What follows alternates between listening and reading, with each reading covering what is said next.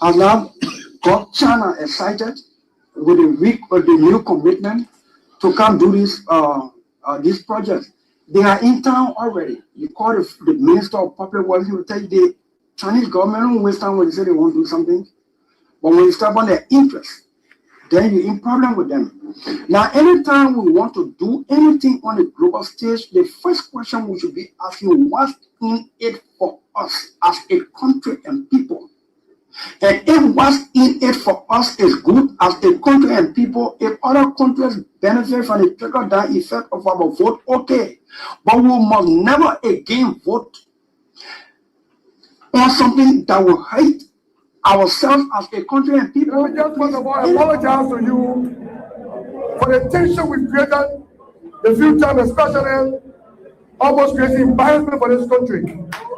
As it relates to the speaker, the embarrassment we created to the government that got everybody confused, we want to apologize.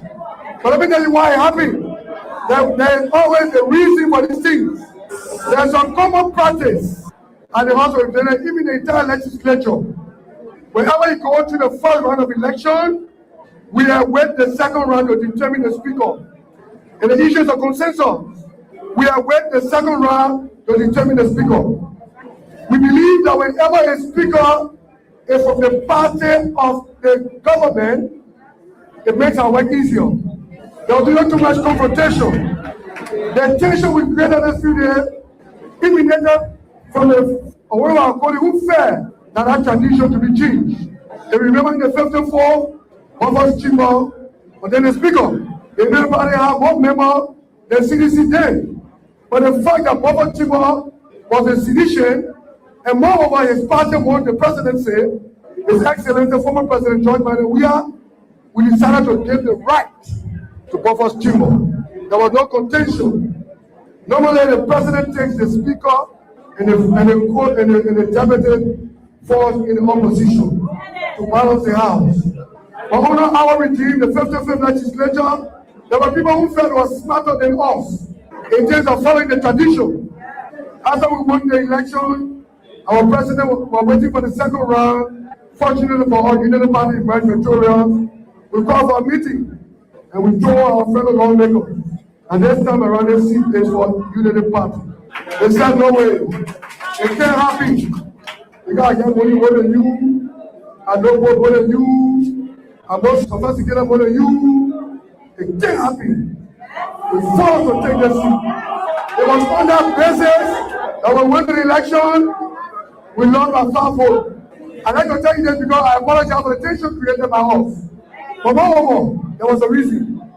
It was on that basis that we felt if our government will have an opposition speaker, it will suppress the success of the referendum. I'll be honest with you, no matter how you feel. It was on that basis that today we've been victorious because we know the right agenda of the House is to have a speaker. And that's what you saw today. In the ring, go to have your program and be peaceful. Enjoy yourselves. Be together, recalibrate, regain the people confidence. And Liberians are there. You got some sound Liberians that believe that we were the right group. Yes, I'm not saying that everything was roses. No, but we fought for this country in the midst of pandemic. Liberia shine among the great nations. So what are we talking about? The disrespect to our citizens is wrong. It's wrong. It's wrong. Respect the law. I did not bring 10 jobs. We met it. The Unity Party left it with us. And we respected it. So what's going on? Is it that Waka angry because during Ellington there were 10 jobs and you want to break it because you are not happy? Is that what you're saying to us? Because the 10 job, I didn't do it. I made it there and I respected the laws of the Republic. And also, thank you for this time, for giving the opportunity. But there will be a time we will, I hope that our people realize that we made a mistake. We made a mistake. We're in a new era and they send us back to the old era. We need to and the government need to really, really invest. The people like you that get the type of structure, The council even will just be getting you $1 million for the budget year. Every year they give you $1 million. You're in balance. If I were president of this country, I should God show you his wonder. You're not believing. We told you for what? You're a footballer. Yeah. A football develop country. A football bring medicine in the head. No. You have to Ellen Johnson because she's from Harvard University. Yeah. What will the board do for you? No passion for development. Then Umo Joshua will put the meanest man in the whole world. Yeah. He said me. Connections there, you not get it. Yeah. No connection. Yeah. Just say that Doma, all kind of things that just happen here. No heat, no tea. When he was 12 years older early, Ellen did not want him to become president. So Ellen did not introduce him to many leaders. Ellen was doing her thing on her own. She was traveling from country to country and kept a man in the garage for 12 years, according to Boyka himself. Yes. That means he was not empowered to meet any leader. When the African leader themselves need support from the West. Yes. Mm-hmm. All African leaders need support from the West. Yeah. No African leader will help another African leader with money for development. Yeah. In the West. Yeah. It does not have that contact. Liberia, like I said, is one of the best countries in the world, whether you believe it or not. You understand? Yeah, it's a small country. It's one of the best countries. You know, we are very good people. And then I think what we should strive for is for our country to survive. You know, and that's why we promote peace in our country. You know, for so many years we've been promoting peace. And people that brought war still continue to have the face and idea of discrimination. This is wrong, and we will not sit as citizens of this country. I was in opposition before. I faced this thing before, and then of course I'm in opposition. We'll put check to that. The Buaka, we used to go to him, even fee Buaka because of his title. Make him comfortable because of a title. But you see what he's doing? You get a lot of gangsters around here and thinking that Liberia is afraid of gangsters. It's a lie. But you should be concerned as well. Why it is true that you're in opposition, you should be concerned. You also have a responsibility to maintain the peace of the country. Though the burden has shifted on the government to maintain the peace. I've always kept the peace of the Republic of Liberia. Okay. During Ellen time, I've kept the peace. During President Dota, I kept the peace. Amos Soyota, I kept the peace. Chancellor, I kept the peace. I have never broken anything in this country. I work for peace in our country, and I'm on record. Even the United Nations know that I work for peace. So I'm not trying to break the peace. What I'm telling you that those people that say they came to rescue us, they are breaking the laws of the Republic, and it is wrong. If you can't see it, it is wrong. Because in the government that I serve, any position was respected. Today, you can say that you're taking the person off because he associated with somebody. No, but you see, we are different. The respect I have for Ellen Johnson, I kept that respect. And the respect I kept for all, to respect the laws of the Republic. I even work with Ellen Johnson as a peace ambassador. I don't have a issue of keeping the peace of the country. Of course, we are peaceful. But we will not allow people to break our laws and then intimidate people and we just sit. That would never happen. You know, we in opposition, Ellen Johnson, and Ellen Johnson said, let me give her the respect. Because that's somebody that I respect so much. She did some things that we disagreed and we went to her and spoke to her. By the rule of law, you know, we have the right to protest, and we protest. We went to Ellen, and she understood that. She came on the table and we talked. Community that were reminding us to make sure that we don't break the rules and regulations. They are still there.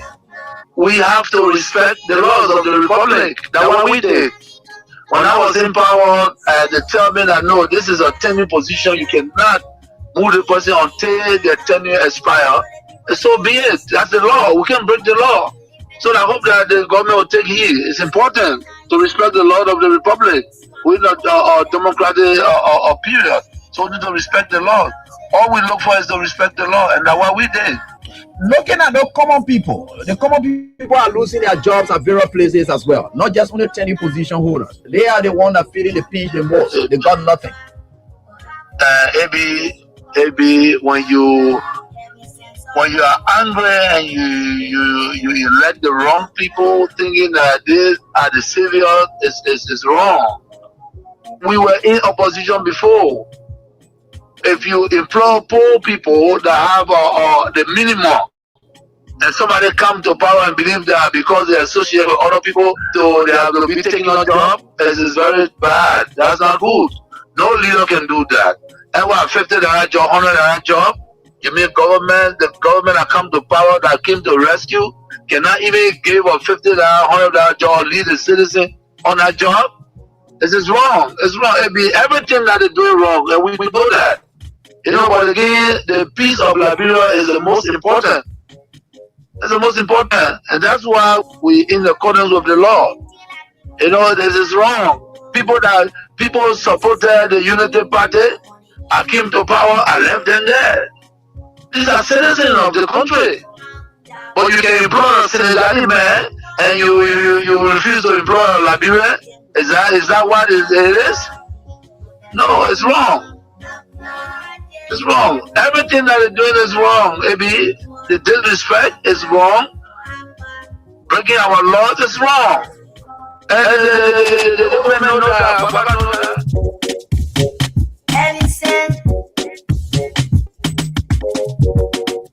Liberia, like I said, is one of the best countries in the world. Whether you believe it or not, you understand? It's a small country. It's one of the best countries. We are very good people. And then I think what we should strive for is for our country to survive. And that's why we promote peace in our country. For so many of them promoting peace. And people that brought war still continue to have the face of discrimination. This is wrong, and we will not sit as citizens of this country. I was in opposition before. I faced this thing before, and then of course I'm in opposition. We'll put check to that. Wow. And these things happening in the wake of these turbulent times. The economic hardship is very high, and there were people that you have placed on payroll and so forth here and there. But these are Liberians in the wake of all of these hardships. They have been taking off jobs, and some of them could be angered by that and take matters into their own hands. And you are a man of peace. And if they did support you and they are suffering because they are associated with you, people have been taking up tenure positions. Whoever associated with you, either directly or indirectly, they have been taking off jobs. These things could anger people and they could take matters in their own hands. What say you to this? Yeah. Maybe the international community that were reminding us to make sure that we don't break the rules and regulations. They are still there. And we have to respect the laws of the republic. That's what we did. When I was in power, when they tell me that no, this is a tenure position, you cannot move the person until the tenure expire. So be it. That's the law. We can break the law. So I hope that the government will take heed. It's important to respect the law of the republic. We're not a democratic period. So we need to respect the law. All we look for is to respect the law. That's what we did.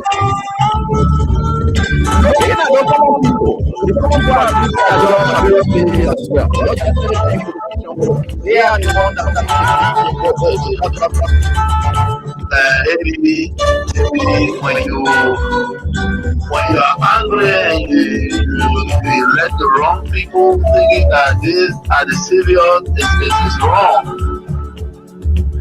Okay, so let me say hands up to all of you wherever you are. We are grateful to the Almighty God that we are right here together again to do what we can for our country. And we edge closer. We just have today is the 29th day in the month of December. This is the last 29th day you are seeing in this year. You now see another 29th day again until next year. This is the last 29th day you are seeing this year. All right, and you have several other 29th days, and so it is the last you are seeing this year. And as a matter of fact, we are certainly getting there. I always tell you people, and I think it holds, right? We are getting there. And with God, all things are possible. And we are forever grateful to the Almighty God for everything He continues to do for us. And giving us His strength, His knowledge, His wisdom, and understanding that we come there.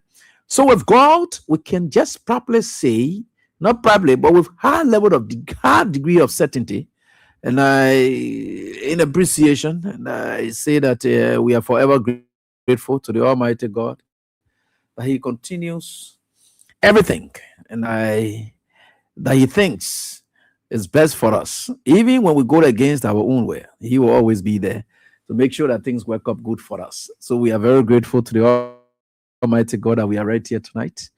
This is going to be on Tuesday, and then on Wednesday. Wednesday is going to be the last day. So on Thursday, we're going to be entering majestically, by the grace of God, into the year 2026. The year 2026. That's the long talk about year. And I always told you we are getting there. We are getting, that's it. So we are getting there. There are others who did not reach, and others who may not even reach. And we are here working together. God is saving us. Some calamities try to befall us, but God is always there and saving us and saying, no, that calamity telling you will never befall you. There are unfortunate situations that nearly will have trapped us into dangerous situations. But I can only say I'm grateful to the Almighty God for showing His presence every time and anytime, even in my recklessness. At the level of my recklessness, even if I don't care about my own life and I want to jump in the fire, God will always come there to force me out and say, no, that is not what it is. Your mission is not complete. You have a purpose. He will save me out. I mean, even if I don't care about my own life, God will say, I care. I do care. So that's why you see I can be looking at people. Whether you like it, you want to say anything about AB. Once God cares about me, even if I don't care, God cares about me. God said, I'm my own there. I will protect him. I will do everything. I don't want controlling him. That's how it works. So now everybody, a special kind of people can get all kind of thing behind and passing around. So don't mind them. That's why when you see them walking in places, don't walk there. You want you will walk there because for them, they are covered with certain protection. That even if they want to go in a date, God will tell us, you're not entering a date. Hallelujah. So you just be looking at this. Moses' story, right? Moses, David, those are chosen people. God look at what David, who can get look at people, woman, and jump behind her. He said, that the woman, I'm my own man. I will protect him. I don't care what happens. So there. So don't worry, God, just leave it. God is working. So we are very grateful to the Almighty God that we are right here. So coming up in a jiffy at 8:30, I did announce that we're going to have a class lecturer here, a London train and a British train and a Liberian, and who's coming back and who has come back to this country to do everything he can. But whilst we are doing this, you can go on and then I go on and play. The cash giveaway is 50 cents. I mean, $50 Liberian or 50 cents you can play with so that you win something. Like I always said, I will announce your new year will be good. Yeah, the Christmas may not have been good. Your new year will be good. There were others who Christmas was good and I did share with them, right? So yours will be good. So the star 799 star 24 hash. Star 799 star 24 hash, your Christmas. And I did not go good, but others went good because I did give out money and we did give out. So we'll have it that way, right? Yeah, we are certainly going to have it that way. So you can start playing now and know that I will call up somebody subsequently. So we are right here together on this very day. Grateful to the Almighty God that we are right here beaming with life and out of good health. And with God, all things are possible. So we are forever grateful to the Almighty God that he's taking us and upward in everything that we do. So we are forever grateful to him And I think God will continue to take us through in all that we do. So the star 799 star 24 hash, do what you can and do it. Sorry, class, we are suspending roll call tonight. We are suspending roll call tonight.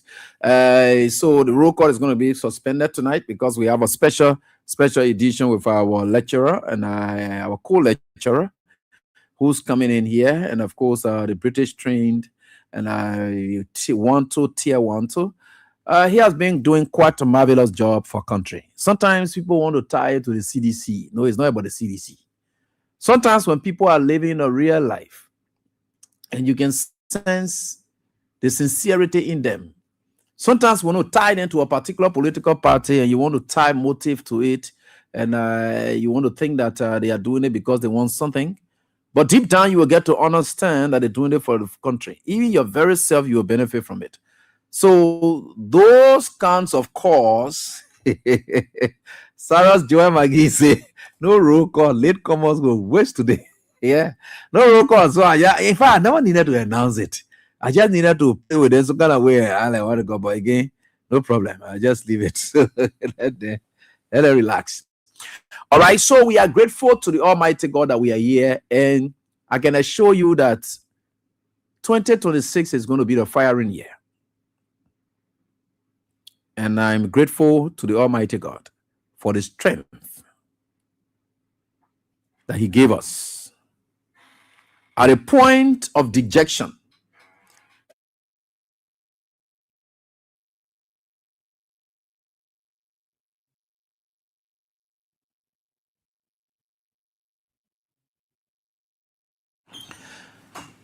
I want to tell God, thank you. You may not know how far we've come. You may not want to appreciate yourself for the strength that have taken you thus far. And for you to reach this far, I challenge anybody to tell me that they cannot reach the next level. The beginning of things are very, very tough. How to live with it, how to cope is the most defining moment of one's life. If you can't make it that moment, you can never make it again. But if you can pick up from there, that's the time you are down. That's the time you are broken. Everything about you is negative. Everything that runs to mind, negative. When you look ahead of you, you see the dark cloud of negativity. The impossibility are all spreading all over. That's what you see ahead of you. If you can muster the courage to come from out of there, then you are very, very strong. Nothing can ever move you again. And I can only say this, that if you citizens whom I saw stormed the Freedom FM fence that night, when the final election result was announced, or not the final, but the penultimate result, or the result before the result, the end game result was announced, and we conceded in the evening hours and said, congratulations, Joseph Boakai. Then late in the evening, when former President George Manuel Weah spoke conceding, that thing I saw in you, that near-death appearance I saw before the fence, that is the near-death experience I saw. Look, I saw in people's faces who were about to die. I could see the last breath as I got from up the studio, because the people have demanded that they wanted to see me. I don't know whether they wanted to say farewell. And like I can say, remember, a young man brought his car, parked it, started rolling on the ground. There's a man who had no ties to governmental job, nothing. If God could make that young man to pick up from there up to this date, that man is going to move on forever. That is why you see people like us, we are happy. That is the moment when everyone else getting weak. Why should I be in journalism again, man? The post-to election, whatever it is, what is it? There's nothing else again that we can do. Let me go look for different thing to do, man. There's no business being here. Let me go for a break. But it was that period also I want to tell God thank you for. That we chose not to even take a break when break was necessary. That was when you even want to just, take a break and just reflect on your life and say, how do we pick up this to bounce back? You want to go have some sober reflection, right? But there was no sober reflection time. There was no time for me to have taken break up to date, from the night of the election when that result was announced up to date, I have never taken break. In fact, that was when I sat in my closet. I said, a break will totally kill these people. We can't kill them. Their hopes are dashed. How do we go? Give me that strength. You know, when Samson was ready now to use his last power, when Samson was ready for his last power, that was how I lied down in my bed. I said, God gave me that strength. Let me muster that courage to start dealing with it, Joseph Boga Pape, from start. God is wonderful. Anything you ask God for and you put yourself in it sincerely, it can work. I really trust God for that. It was that moment. I said, I'm not going for any break. They laughing with my dancing video, playing all the mockery. I said, I don't get time for you. I don't care you go or you come down. I will get on you people from start. Today, how many people have joined the fight? Stanton Waterspoon. There are plenty from their own camp. They all have joined. We led a battle from start when there was no sense in starting a battle. That's when we started it. You see where we are today? So if people like you, what do you move you now? That if you can come for that near-death experience and you reach at this level, what do you move you now in this country? What do you think that economy will move you? They could hear that Joseph Boga and opponent doing what they got. No. You come from where death is supposed to be. And of course, there was no death. Look at where we are today. This is life. That's what they call when you have courage. And I thank God for it. I thank God for that so much. And when you see when I'm passing, you don't even know how much we appreciate God for reaching at this level. But we are happy. And thank you all. And I will still say one person who called me, of all of them, that stage will pass it. Even going to the inauguration, people couldn't stay live with it. I can remember Man City calling me, and I can always tell this story. I'm in Salala. I myself, I feel in some kind of way. I want to see Joseph Boga taking power. I went Salala to go visit my sister, big, great sister, and Etta. And then, what do you call it? But they're gone far from us now. We can't see them again. They're gone far now. Those were people that used to, what do you call it? But anyway, she's a political person anyway. She didn't get time for politics. She's apolitical, so there were courageous words then she used to give here and there. So I just went to seek some counsel, and I did seek it. And then I saw this phone ring, and a call from Man CC saying that she only called to tell me thank you that she won't die now. She can't live to see Joseph Boga take over power. And I had to talk to her.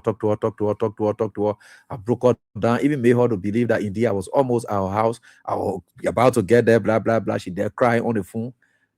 And it didn't take 5 minutes. I said, Mama, don't cry. Don't do anything like that to yourself. You will laugh. Your party may not have won, but you will laugh again. I told her that.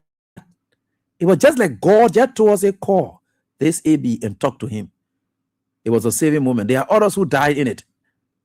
There was one of my friends who called me and said, oh, my mother who used to listen to you, the heartbreak, pressure, it killed her. She's dead and gone. She couldn't make it.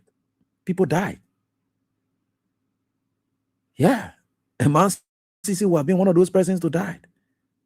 God forbid, if she had not placed that call to me and just sat down in her room and all by herself, you know what would have happened to her? But she had a God told us, take the call, pick and tell AB farewell. And that last call, she may have called every other person, but that last call was to me. And I told her, just wait. You will laugh again. The election was not won fairly. They stole it. And since they stole it, you will laugh. Don't worry. It didn't take 5 minutes. When Man City called me by and started laughing, Joseph Boga fainted. I said, you see why you're going to kill yourself for? That fainting man business you're going to kill yourself for. She said, AB not happy. Oh, AB not happy. No tears. Yeah. I could sense the joy in her. That is what we call the moment for revival. That is what we call consolation. Right? That is what we call consolation. Right? So we pick up on Joseph Boga when people saw that indeed we're ruled. They start saying all kinds of things about today. I'm not the only one talking about Joseph Boga now.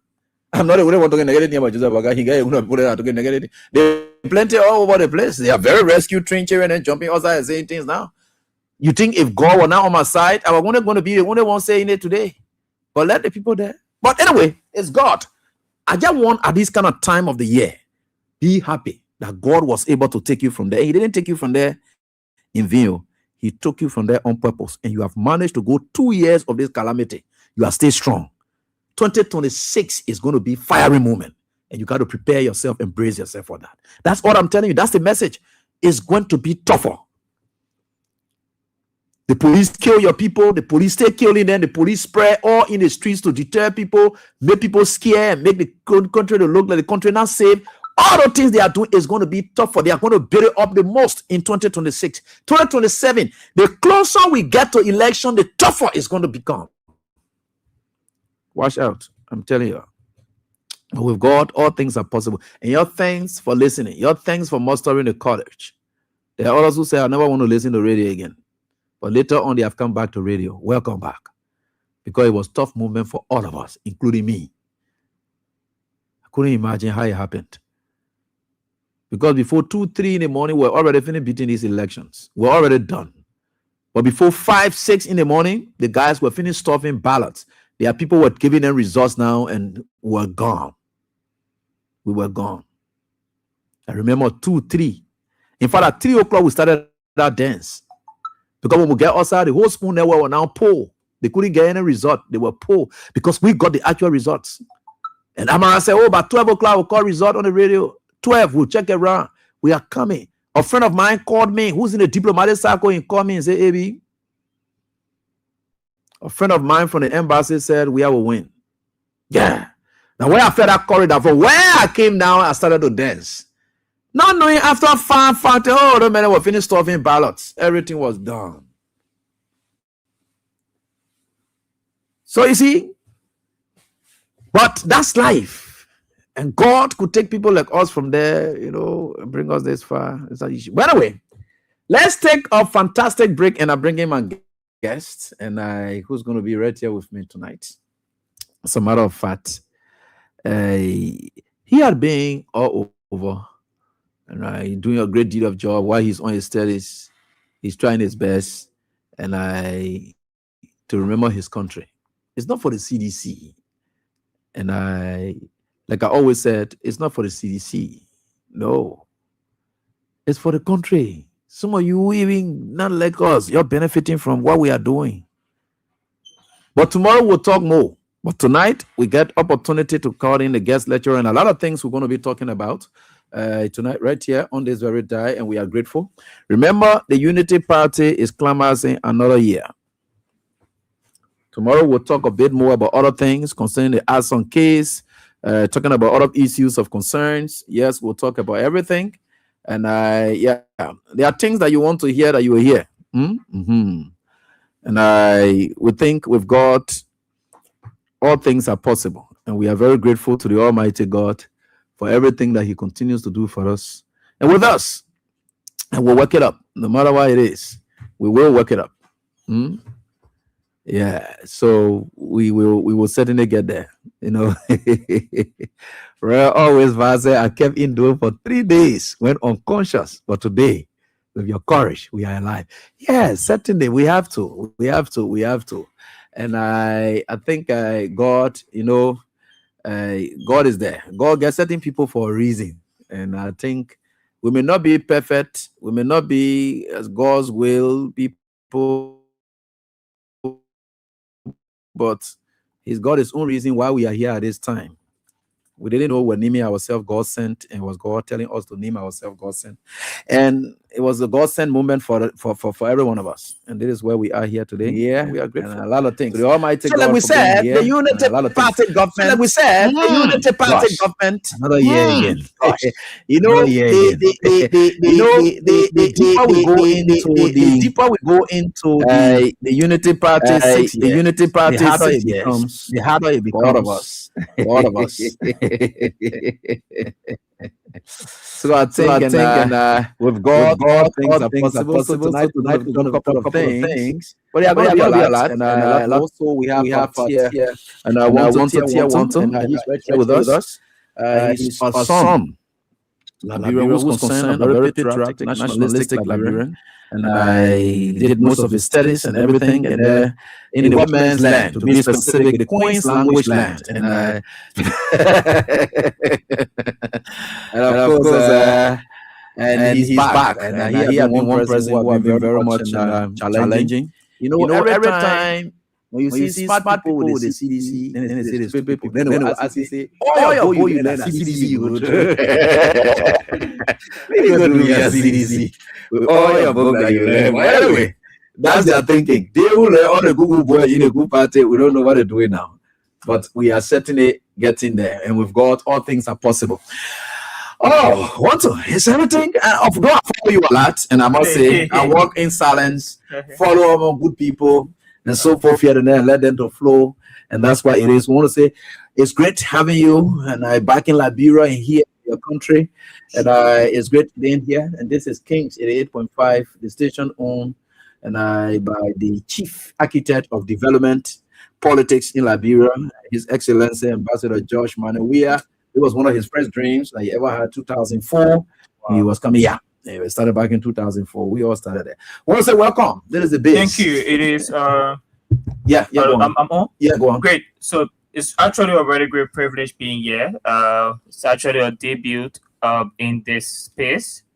So it's an exciting moment in so many perspectives because this is a CDC platform. I like that. So ultimately, speaking to your base is more empowering than anything else. Because all of the argument we can have on external platforms, this space is where seditions, along with freedom, see as a platform for them, along with other platforms. But the truth is, we are in a very, very interesting time, very interesting time in terms of governance, in terms of information dissemination, and that's why it's more critical now than ever before to have citizens being vocal about what we are experiencing.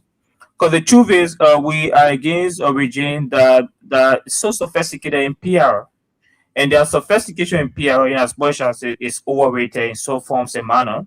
But it makes some sense if you don't target it in a way that it should be given serious attention. Okay. And so the gullibility of the society is where we find ourselves, sedition. Funny as it is, I was saying recent time in the statistic, how can you, a regime of just 6 years constructed 3 hospitals, a regime of 12 years, and a regime that emerged for another term, cannot even point to, and the budget speak to it. We got 100 million plus in the budget this year alone for healthcare. Okay. Cannot point to a single hospital, and that's the difference. So when you find out of individuals saying the cities damage this country, then we wonder what kind of what analysis are they drawing at?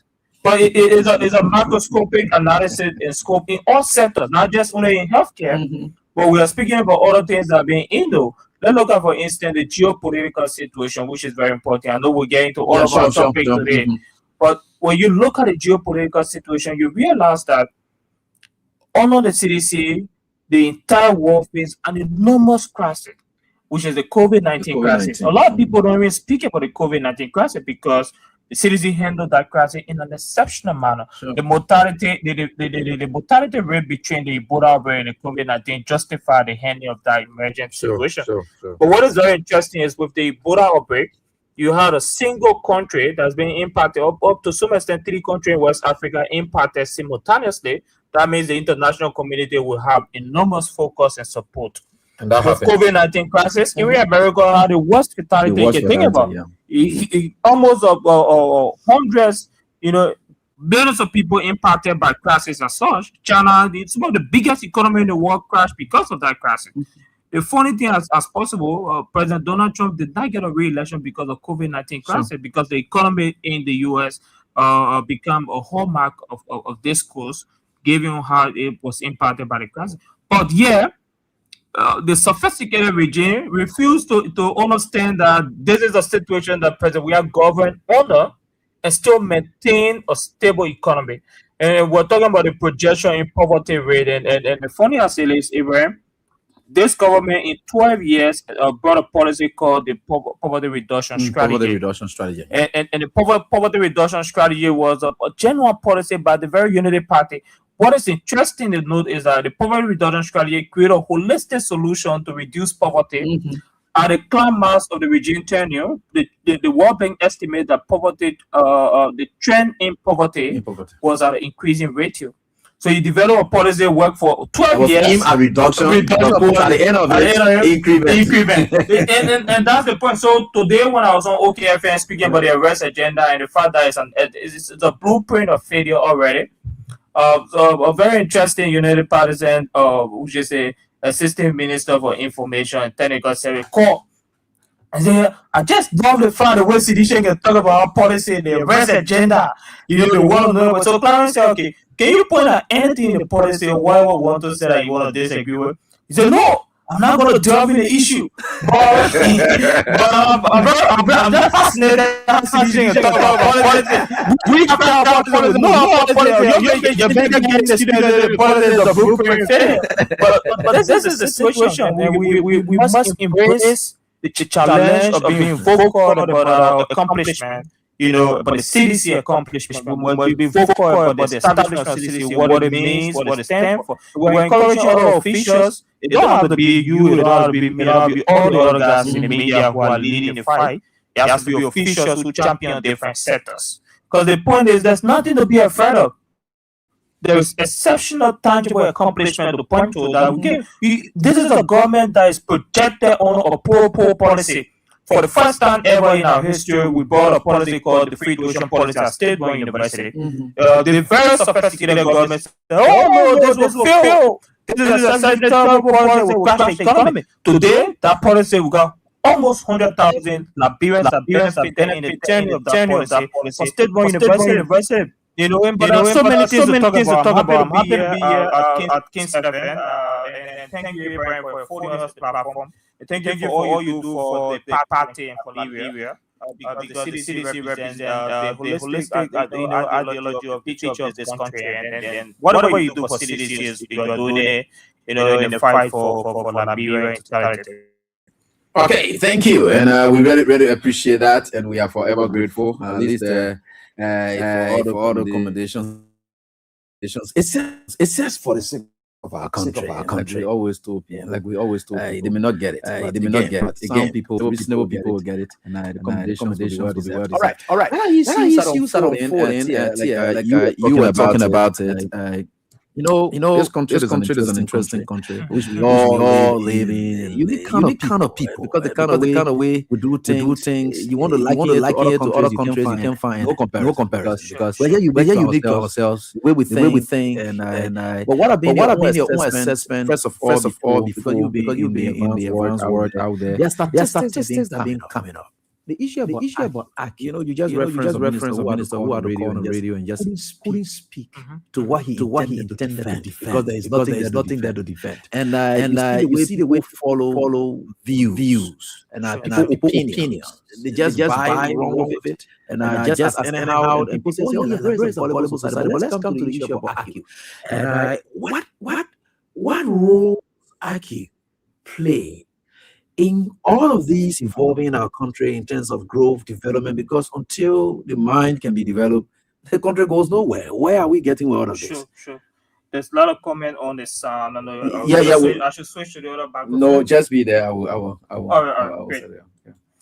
It's a very good question, Abraham. The truth is, when you talk about IQ, it comes with a lot of there's an inherent perception in our political system. And the inherent perception is that regardless of your intelligence or your IQ, whatever it is, or your professional experience, the moment you identify as a citizen, people will project that bias on you. The CDC is the party of the dummy people, the foolish people, the unintelligent people, and so forth.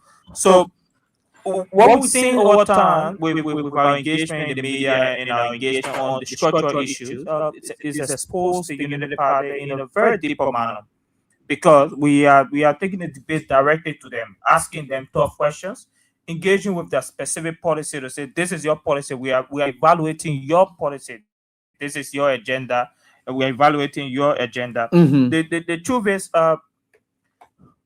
one thing we might be able to realize what constitutes an IQ. Okay.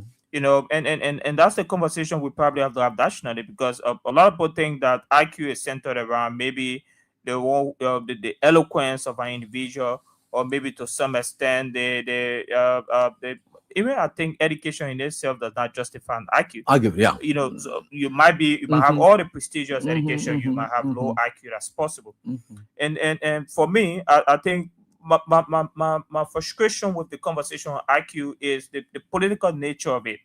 That that today, even me, I've had a lot of people who question my credential because I'm a seditian, and I think it doesn't make sense. And now they're changing the argument. Now we're engaging, and I say, oh, Pope will not put food on the table. But in Tabka, you're arguing for education. You're arguing the sophisticated analysis on how people trim down CDC as a political party. That narrative no longer succeeding. And so the only thing they will say now, you're too intelligent, why are you doing a CDC? But the point is, it's not, there are a lot of intelligent people in CDC, because you are blindfolded by the perception that CDC is a political party. With the funny thing is, where I agree with them is that CDC is a massive party. So you have a conglomeration of both intellectual and non-intellectual and market people and ordinary Liberians who structurally form this party. And you're having a call today talking about the market women. I was listening to the previous show. There were older women who were calling, older men who were calling. That's the foundation of the party. The party is extremely loved by ordinary Liberians. But notwithstanding, don't mistake the fact that they are ordinary Liberians. There are also Liberians who are in different spheres, who have different intellect, who have different educational or credential. But when push comes to shove, when you bring the credentials, but then you're not all being a party. But who determine what party should be in? So we are changing that narrative, and we are extremely excited to be leading that viewpoint to change that narrative. And sometimes it gets embarrassing for the regime, but we all know apology for embarrassing the regime in a way that we are asking tough questions. The truth is, we must at this point in time challenge them in every way possible, intellectually, politically, socially, in every way possible. We must be able to confront the regime and point their flaws in a greater way. So I think, for me, what I've seen what time is the IQ that we have in CDC is exceptional. One man, the Minister Tour, is sophisticated enough to challenge the entire Oh yeah, sure. the past and present minister of CDC on the finance terrain. And they have no answer for him. You're right. Over the period of time, we're saying Seditian take on a lot of issues. No, but they're always crawling. In fact, if you look at the media platforms that we got, so now single-handedly our analysis and thing become the order of the day, become the targets and so forth. But yeah, CDC has got to have brain, because these brains are tailored around nationalism and patriotism. Agree. And truth-telling is not anything difficult to do. Agree. It is only the lies Agree. that you got to really manufacture. You got to be remanufacturing over and over. So to be exceptional, you just have to be sincere and be real to yourself. You always be exceptional. Sure. And that's what the spirit of excellence is around these kind of people. So let's get on to a couple of issues that we intend to talk about. We don't know whether we'll be able to exhaust all, but I think it's not that much. I was just on the show talking about the year end. The Unity Party is now in power. And many of us were very hesitant, very skeptical about the return of the Unity Party, not as a party, but the leadership. And we knew that we have predicted whatever is happening today. But the Unity Party's first year in power, we just want to have just a brief assessment about them. The promises they made, proud to ascendancy, and immediately following ascendancy, because I record there were a lot of promises made, and their performances on those issues, policy coherence and so forth. We'll look at that. But first of all, I will help you to hit the ball rolling on the issue about 100 days deliverables. How essential is 100-day deliverables in the politics of the world? It's a very interesting question, Ibrahim. When the Unity Party, when President Barker won, one of the articles that I wrote is the critical nature of 100-day deliverable. In every governmental setting, what set the standard and precedent is your the way you demonstrate your preparedness for governance. Okay. Comparatively, we know President we are in 100 days. He was basically making serious policy statements. So 100 days used as measurement and to gauge the government's readiness, preparedness. Sure. 100 days. Sure. Okay. So in isolation to having a 100-day comprehensive plan, you leave your base extremely vulnerable in terms of what they anticipate for governance deliverable. And so in 100 days also, it presents a better avenue for the opposition to see how weak you are in terms of policy prescription. Okay. For me, what we're saying, and I like to be practical about the 100-day deliverable from the government. One of the 100-day deliverable from the government was highlighting the need for reconciliation, national reconciliation. Yeah, sure. And up to this date, we live in an extremely polarized political terrain. And not just polarized because it's being polarized because it's navigated from the top to the bottom. In this stage, the president has not even called for a formal conversation with the former President Weah. Mm-hmm. In Ghana, for instance, Abraham, when President Mahama won, he called for an internal conversation with the vice president who ran against him. Mm-hmm. In fact, he had multiple meetings with the former president as well. Yeah. So the truth is, we are polarized because the president refused to set a standard. And that's the basic thing that any government can be able to set before we think about the failures and the other aspects in terms of the 100-day delivery. So infrastructure development is also another key challenge in 100, and we've exceeded 100 days. Even if we right now challenge the regime on a 2 years deliverable. We already passed 100 days. No. The issue about the 100 days is whether that 100 days was sufficient enough to use as a yardstick to tell whether the government will fail or the government is already a failure. It was sufficient, Abraham. The truth is, it was sufficient. This is where we are right now because the government refused to even set a standard in 100 days. Some of the 100 days that are being set up by President Barker beyond reconciliation is the fact that he said all officials of the government will declare their asset. That elapsed in 100 days. So the government even failed to be able to demonstrate some level of accountability and transparency in governance. Beyond just the asset discovery, the asset recovery, recovery publication, Mm-hmm.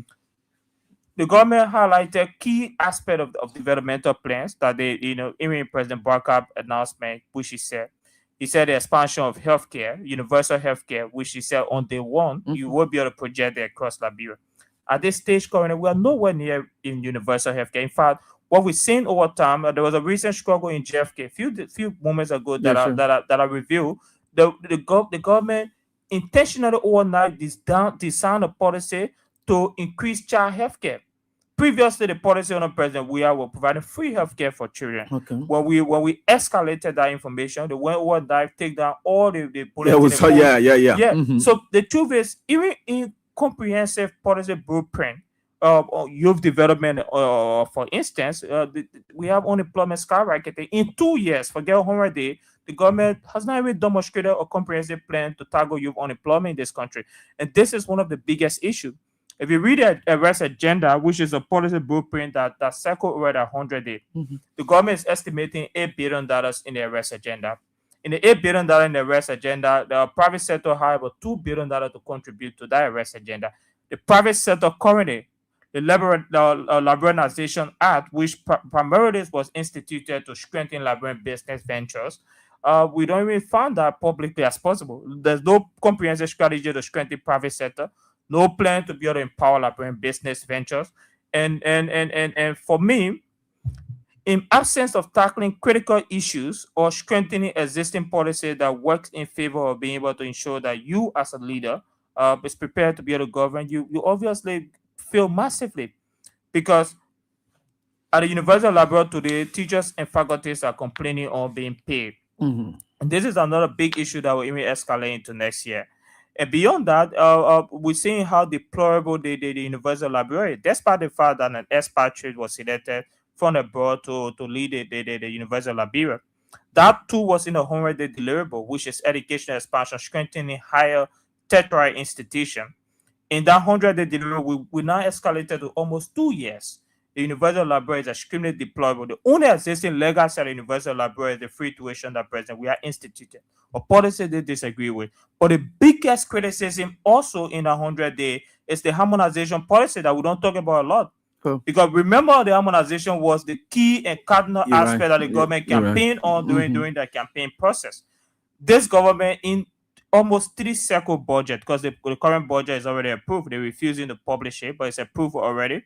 In 3-cycle budget, escalating $3 billion plus. Harmonization policy that the government campaigned against, saying civil servants should grow from having that leverage of salary to a bigger salary.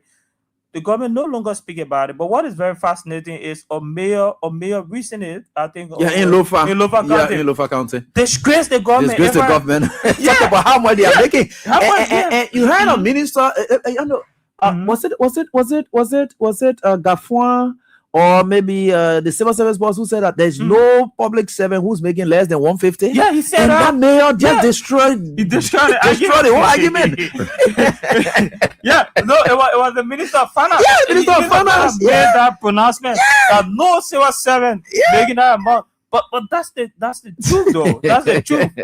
The sophistication of the government it's a very fascinating case and study. And some of the things the government is doing now that is now in the threshold of accountability process, like the FOIA Gate project we speak about, wasn't even in the 100-day deliverable. But now the government is building convenience opportunity for themselves by building a presidential launch for the president.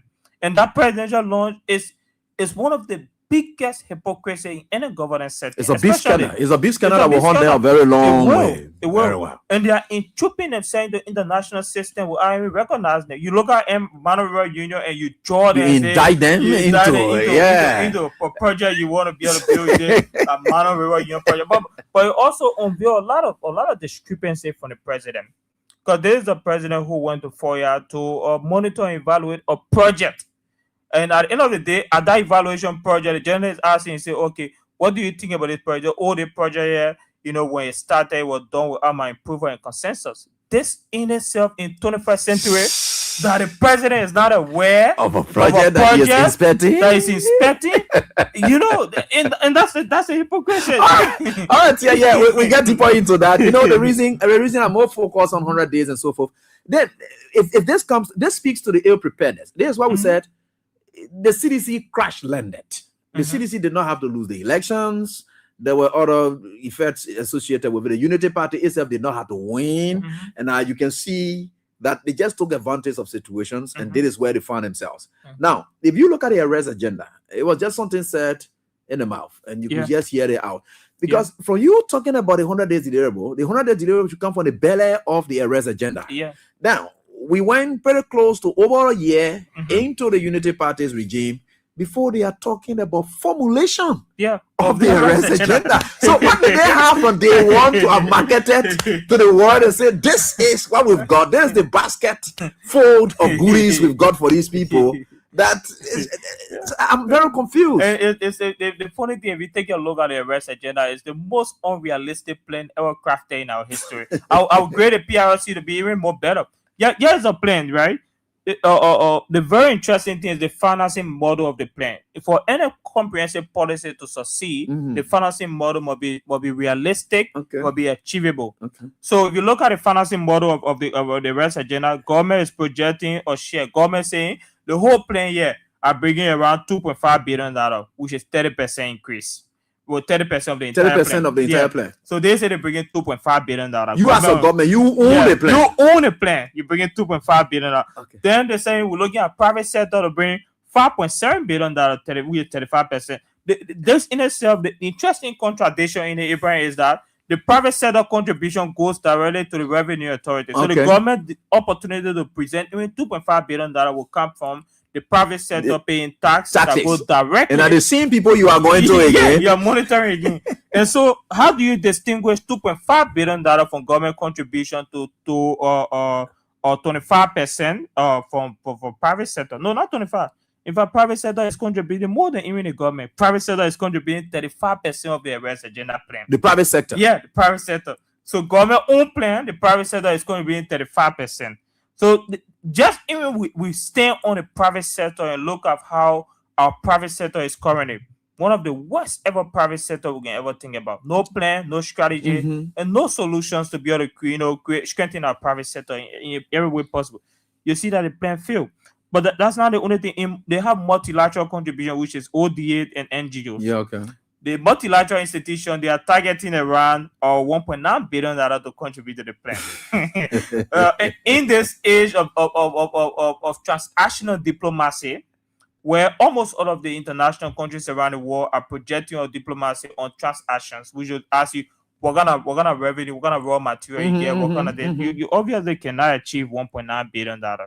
So, but the government is playing, and the funny thing is, let's say the MCC compact. Let's say if the MCC compact goes in place, the implementation of the MCC compact will be 2030. That will be the new regime after 2020. Now will be implementing the compact. Okay. And the compact is around 455 million to 500 million maximum. So you are projecting around $1.9 billion, 25% for multilateral institutions. So the biggest ever contribution you anticipate is the compact, and that compact is just around 500 million. Okay. And that 500 million is projected on a span of around 5 years time. So that 5 years is already eclipsing the plan that the government have created with the arrest agenda. Then you get a diaspora remittances, and I was saying that on OKFM this morning that you are projecting around 0.7, which is around almost 700,000 or $500 million from the diaspora only. But the biggest plan you've had for the diaspora in this country was done under President Weah, which is the institution of the diaspora bill. We don't talk about it a lot. President Weah, the diaspora bill was passed into law. He signed it. Sure. That inspired the diaspora to see Liberia as a hub where they can engage. In fact, the first pragmatic program we hired, which is the bicentennial program. That program was initiated under the CDC for the first time ever, where the government saying, if you're African American, welcome to Liberia, come with your ideas, bring your business revenue and ventures. The only thing we're seeing currently with the diaspora programs we have here under President Barker is every year the diaspora Liberian come and have another program at the executive mansion where they have panel conversation. But that's not how you. I think that's just what Unity Party folks coming back to just receive something. To receive a word from government, and that's what it is. Yeah. But the issue about the government in itself, looking at it, their performances over the years, and looking at the arrest agenda, if you draw up your plans, let's say for instance, I want to let's say modernize King's FM, then I'm coming up with plans and I'm saying about 75% of that modernization it rests with external support. I am only taking 10% of that modernization. How can it be successful? Meaning, without those, my plans can never be executed. So, meaning the arrest agenda is on life support. Life support is external support. It's not on your own support now. So the arrest agenda is on life support, which of course, when plugged off, it's finished. And immediately you say left, life support started going. So I thought about it today, and I was wondering why did the Assistant Minister of Information call on OKFN so angry? And I realized that the truth is this agenda in itself can destroy the regime. Okay. But and I started off with a very interesting, fascinating story that this government in 12 years established brought up two agenda, the agenda for transformation and the PRC, the poverty reduction strategy. If in 12 years you instituted a poverty reduction strategy, drawing down to your regime, the World Bank reporting that poverty that you intend to reduce is increasing at a very high level. In fact, if you check that report, the report is extremely dangerous, Abraham. And I looked through the report and I realized that President, we are inherited an exceptional mess. Sure. That we don't talk about, and maybe that's our failure. Our failure is we did not document how messy this country was. When you took over. And there are documented information on how messy this country was. Oh, the CDC inherited a pragmatic country in failure. What's more like the post-war country that were inherited by United Party. And what is more frustrating is that under that 12 years tenure, the amount of international support that this United Party received, and the amount of internal concession agreement that they signed off on behalf of the country, because the government saw all the concessions. All of that did not even change this country in the timeline that we have. Yes, and now they come back with another very interesting plan, almost a year into their regime, and said they introduced the arrest agenda. But here's what is interesting. The arrest agenda, they estimated that about 74% of Liberians are under the age of 35. Granted, they said 71.19% of workers are vulnerable in the informal sector. And they said youth unemployment is a structural race to stability. They have a whole analysis on that. But in that plan, they are targeting around almost close to, they are targeting close to $1 billion on investment. If you check our budget currently, the budget currently has less than $20 billion directed to youth engagement and employment. And employment in this country for young people is the worst we can imagine. No structural plan. In fact, they go. Yeah, because I'm about to talk about structure, I'll be able to absorb such. Yeah. They don't. The most fascinating innovation that the government created for employment, and this is very hilarious. Sometimes when I read this thing, I say, we assume that there is a sophisticated government that came with plans and agenda. The government, through I think the Ministry of State, said that they are encouraging graduates to apply for sweeping job. I don't know if you saw that post. They said, come apply for sweeping job. Yeah. You know, this is a short-term employment opportunity. And I thought about it, and I said, there's the same government that established something called 10,000 digital training program. But if the young people who went for that program, someone called today and said they spent 5 days in the program. They were learning about how to work in a software or to open basic Microsoft on a blackboard. So they draw the computer. They're like, hi, so it's interesting.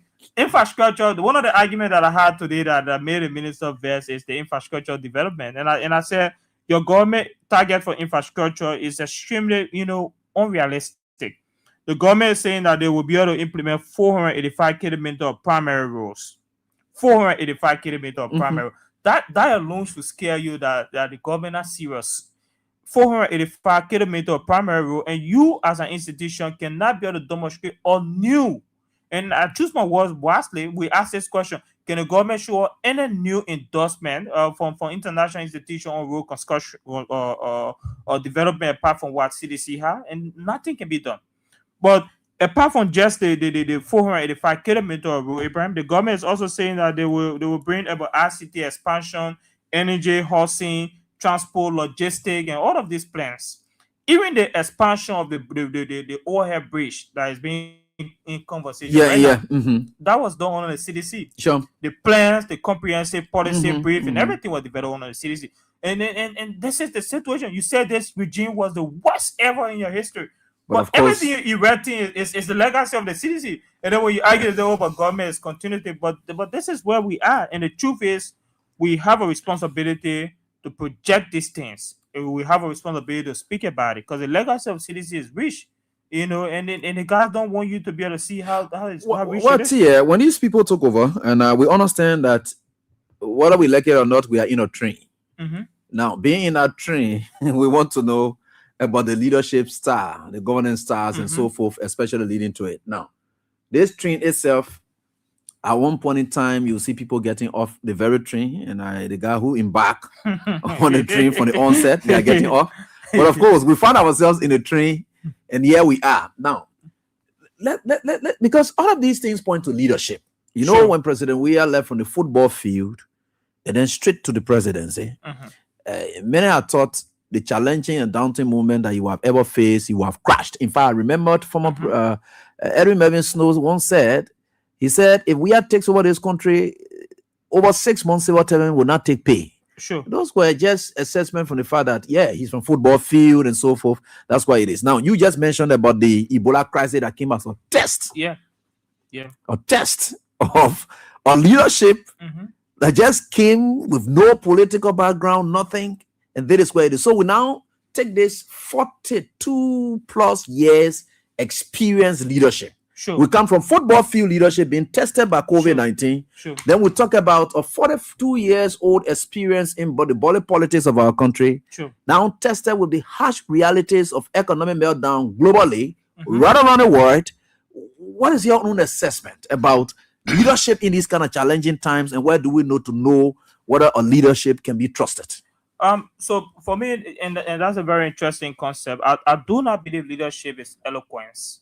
And the mere fact that people assume that eloquence determine how a leader can be pragmatic as possible, and I disagree with that.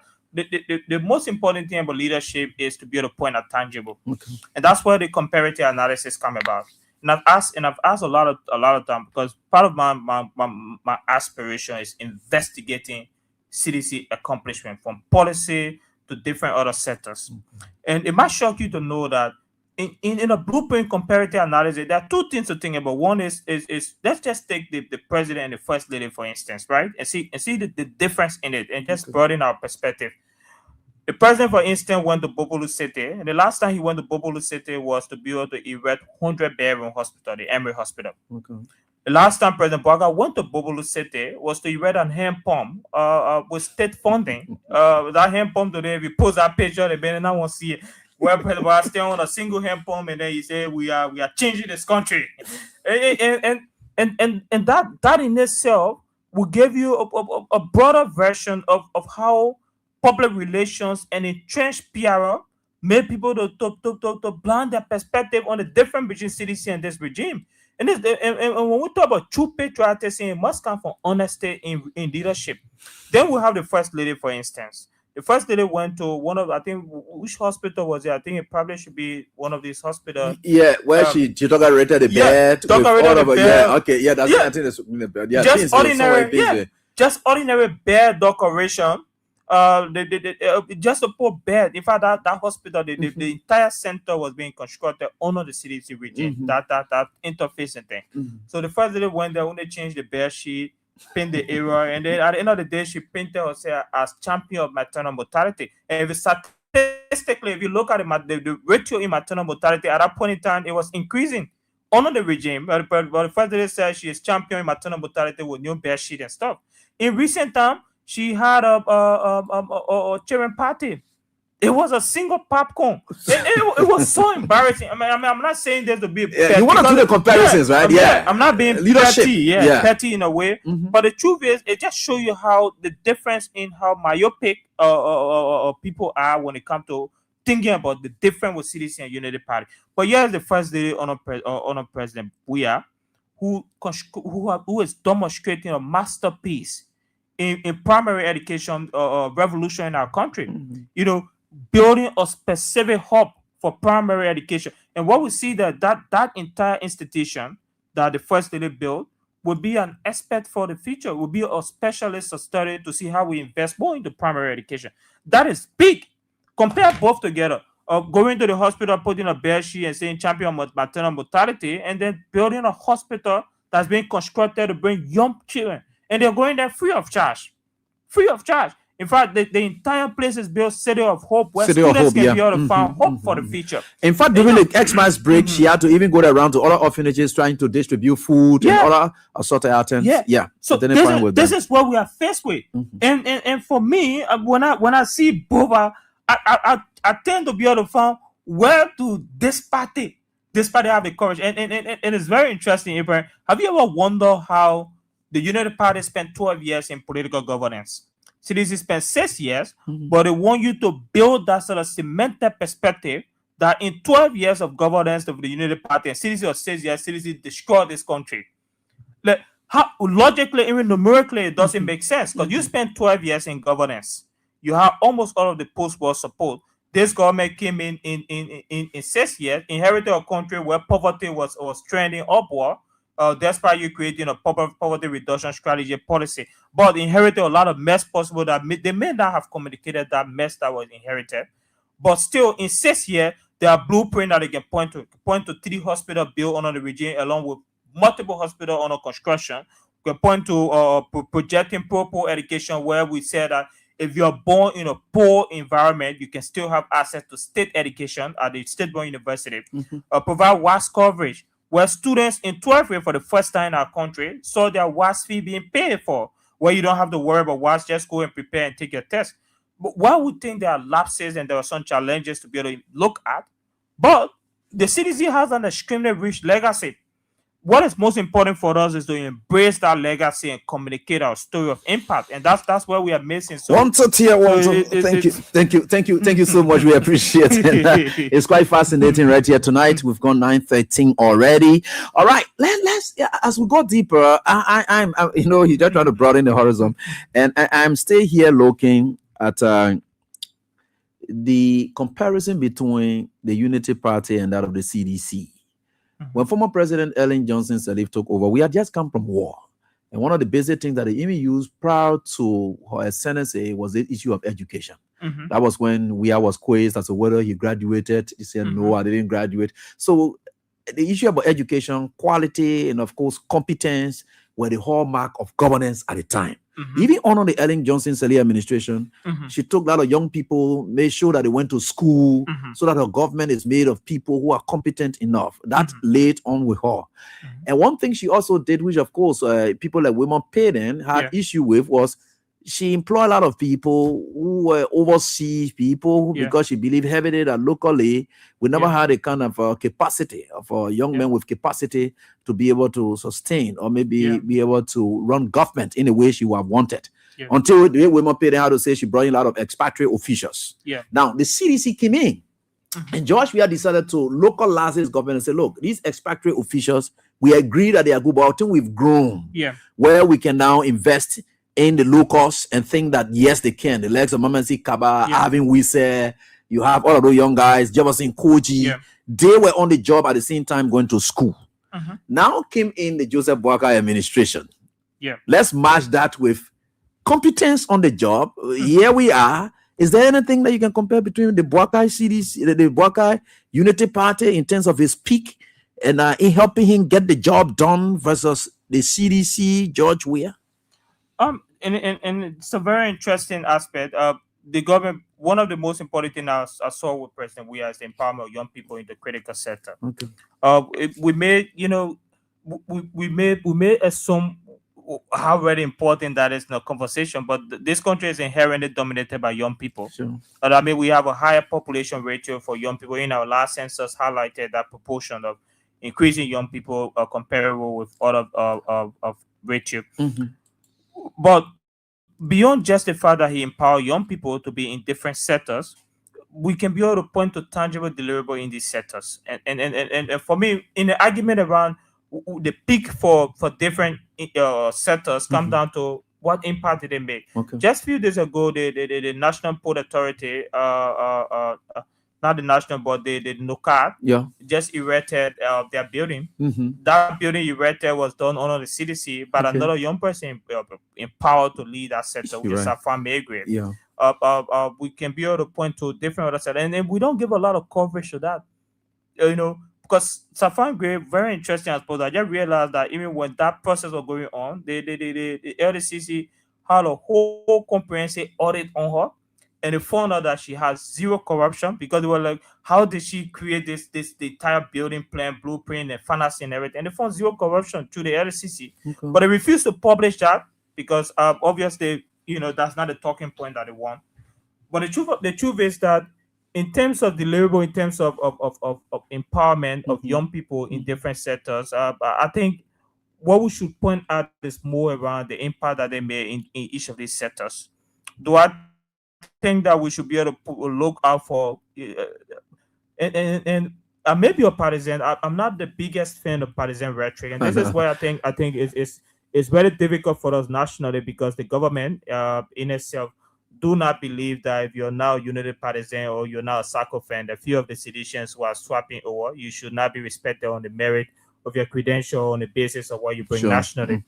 But I think what CDC, the new CDC will project a space where we can aspire for getting some of the best young people who disagree with this regime, not just disagree with this regime. The new CDC? Yeah. I mean, we're obviously towards 2029. Okay, you said towards 2029. Yeah, because the new CDC will be very much, because they live in a new CDC. Yeah, but the immediate past CDC was more accommodating. And I don't see a future for that. I don't see a future for that, because with the kind of way this government is proceeding, it will be a very tall order. The truth is, we also have to think about internal partisan empowerment. I'm inherently up for that. I think one of our biggest failure, we were more accommodating to not understand that we had exceptional talent in CDC. And despite the fact that we empower a lot of talents as well, but there were talents that were being ignored. Even during the campaign, we know a lot of talent that we did not fully utilize during our campaign. And I think what is important for us towards when I say the new CDC is that like we're not dismantling cities. Like, to be honest, Abraham, I'm the biggest proponent that CDC must have an evaluation of what did we achieve. And not do believe we achieve a lot. Our legacy is sustainable enough to go head to head against this regime. But we must have a time to look at where we could have done better. We should also look at how can we pragmatically transition the CDC to be a platform that it can be able to we'll get to all of that. But let's delve into the bread and butter issues. Let's delve into the bread and butter issues. And you're talking about economic management. And I was listening to Lester Tierney. And when he described, very interesting guy. But he said, for Joseph Walker to take the finance ministry and that of the central bank and lend it to just accountants, the country was headed for trouble. And when you want to ask yourself the question again, the last time Gafuan ever presided as finance minister, what was the threshold of the budget he presided over then? You could do your assessment. And who was presiding at the time? Who was the chief economic management expert in Ellen Johnson Sirleaf, an economist herself, who practically almost like looked for all of the resources out there and was just conducting your guys. You go and talk to the other person, you place this course out and say, look, I've already opened the door, I've already knocked this door. That's the kind of ministerial role Gafuan, the legs of Amara Khan and then were playing at the time, where Ellen did most of the connections, most of the job, and so forth. And then we come on to Tour era. Now, Tour era, practically, he had to burden himself to see to it that we check deeper. All meal has already fed off. There's no longer any base that you could look at for economic revitalization and so forth. Now, we talked about economic management under the Unity Party, the cost of living, the inflation, jobs, wages. In fact, now as we speak, the US rate is being contained. I don't think it's the market forces that determine the rate now. It's the government intentional way of doing things. And what are these current policies and things? Are they in any way showing any signs of prospect that we can look at anywhere around? It's a very interesting question. The first thing is to look at the budget, the exorbitant budget we've gotten over the period. 1 point. Oh, okay. I just thought this one. Oh no, in total, came about the cycle in 2024, 2025, 2026. What we've estimated around, we spent well over $2.3 billion. So when we are talking about the government, financial model or mechanism, we highlight specifically what the government spent so far. So we're not just saying, we're not talking about budget where it is being projected. We are talking about expenditure. Okay. $2.3 billion. So we are well in from our right. Since Unity Party took over. Yeah. In fact, after this budget, will be well over $3 billion. Okay. So what is very interesting to note is that we don't have to be sympathetic about criticizing the regime on the timeline because it always too early. We're talking about $2.3 billion. So in accountability, we're asking, what did you do with $2.3 billion? That's the critical question. In that 2.3 billion. Yeah. And what 2.3 billion can do? You should also measure it for the fact that what 2.3 billion is able to do as well. Exactly. Yeah. Exactly. So what 2.3 billion can do? So in our $2.3 billion, we have zero infrastructure in education. The government have not constructed any new education. In fact, there was a video circulating that the Minister of Finance said by September, this September that passed, the government will initiate over 100 schools. So we passed that September already. Very big promises that can materialize. Okay. But the other thing also in that $2.3 billion, you probably can think about the public expenditure in administration. The government campaign on clamping down high expenditure ways. In fact, if you read the arrest agenda, they say will reduce governmental spending. But this government has the worst spending than CDC. In fact, as we speak right now, we got more than 800 million on public administration alone in the budget spending. So then the CDC is what? How do you measure that with the CDC? Measuring that with CDC is lower, around less than 100 million lower. Okay. But in that $800 million that's being projected around public administration, the government is around, most of it is around executive operation spending, discrepancy spending, and facilitating ministerial salaries and stuff, wages as possible. Nothing has to do with harmonization, and that was the government biggest campaign. So we're speaking about $2.3 billion, $800 million in public administration. That has nothing to do with public spending. Then also in financing model, also we talk about transparency and the rule of law in governance. There was a report from the U.S. State Department. We said that when it comes to transparency and governance in terms of finance, the government failed to be able to provide public knowledge on funding in specific avenues of the budget. In fact, it said the budget is not even being debated in public, and that's true. And that came from the U.S. State Department finance model. So, for me, I don't think I don't even think even the $1.2 billion we're speaking about. If you look at the $1.2 billion, most of it is on real current expenditure. The real current expenditure is centered around even salaries or spending. In fact, but how come the wage bill is climbing up? That's where I'm really confused. Yeah. When the Unity Party took over initially, there was a heavy cut in expenditure. Yeah. And that was a sign. And people say, oh, yeah, CDC was very wasteful. Yeah. Then. And CDC was very wasteful then. Later on, the government will just see everything just bubbling up. Yeah. And then in no time, here we are now. Yeah. As we are going further, deeper into this administration, all these recurrent expenditures are increasing without affecting the locals. Yeah. I don't know. It's terrible. What sort of economy is this? How do you go there? Because they said there's this economic it's a projecting economy. Rescue economy. Yeah, because there's nothing you can fit in. Yeah, because the bigger the budget, the bigger the benefits. Yeah. That's what I thought. It's true. The more your parents make good money in a home, and again, I'm telling you, I'm making fat salary, the higher livelihood will really increase. But we are hearing about bigger budget, fat salaries, and so forth. Yeah. But it's not reflecting on the lives of the people. One of the deeper eye-opening is the healthcare budget. So the government on the healthcare budget is one of the largest allocation in that budget. For instance, in fiscal year 2024, the government spent $80 million in healthcare. In fiscal year 2025, $91 million.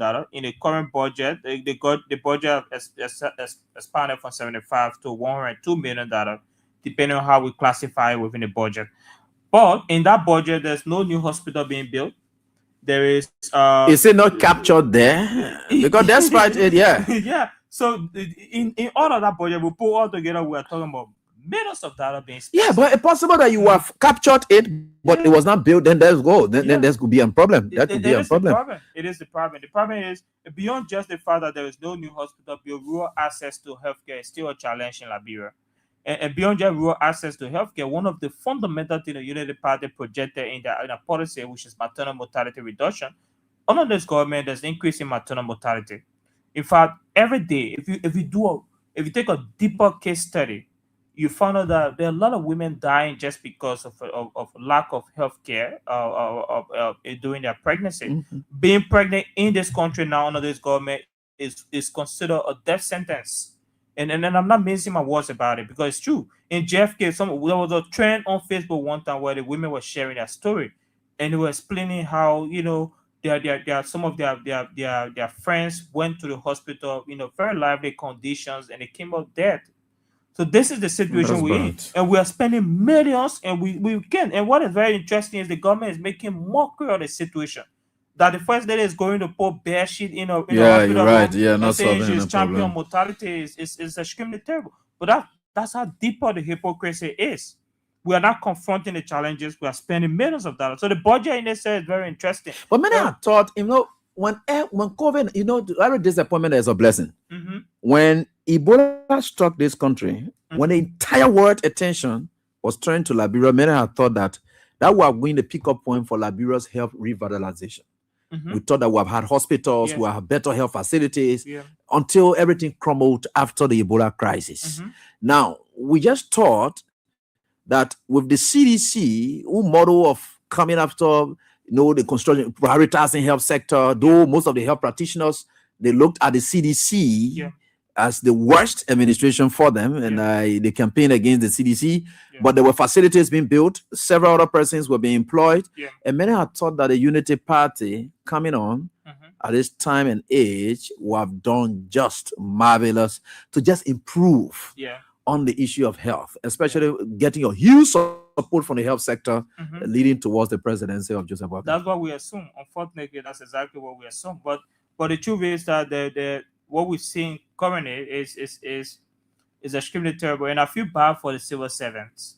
But these are the people that sometimes we say these things during the campaign. We argue that the harmonization policy is an IMF structural policy provided given to us because the IMF saw that in 12 years of the Unity Party, administrative costs continue to increase, and they wanted a structural policy under the CDC that would definitely structure our monetary and fiscal policy.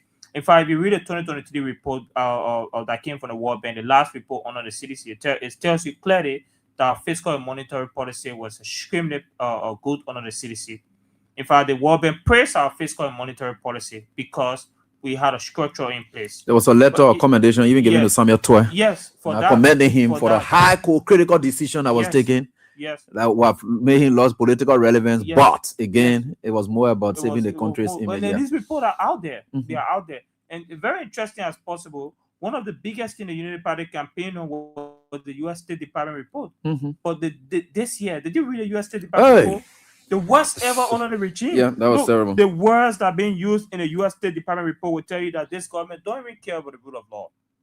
In fact, the U.S. State Department report highlighted that under this regime, we are facing some of the worst human rights challenges in different ways and sphere. In fact, then how come they were able to spot out the legs of Koji, the rest of them, with all of these sanctions and things, and Unity Party is going scot-free with the worst report, and they are going scot-free in terms of sanctions? What's going on in terms of the geopolitics? What happens in these kind of cases? These kind of reports should be accompanied with sanctions. Yeah. The funny thing, if you do a deeper research into what sanction is the political tool. That's it. We're in a modern geopolitical process right now. But sanction is being used in a very diplomatic, political ways as possible. With the greater country in the world, still use sanction as well. I've done, so we have a lot of resources in terms of scholarly piece and stuff. And one of the very interesting piece that I read on the hypocrisy in the international system is that there was an Islamic scholar who were arguing on the basis of the fact that most of the Western laws and structure that's being in place is conflicting with our existing principles and rule of law. So in that manner, there is no determining factor that constitute what is considered a human rights violation and what is considered, respect for human rights. So that in the international system, Abraham, there's a clash between hegemony and that hegemony will produce sanction. For instance, let's look at Syria for case study. When the president of Syria was wanted, on one of wanted list for many years. When he became president of Syria, that wanted list disappeared. He was a free man. In fact, he visited the White House. So usually when people think about manipulating or discourse, they say, "Oh yeah, CDC has sanctioned leader." I don't waste my time on that.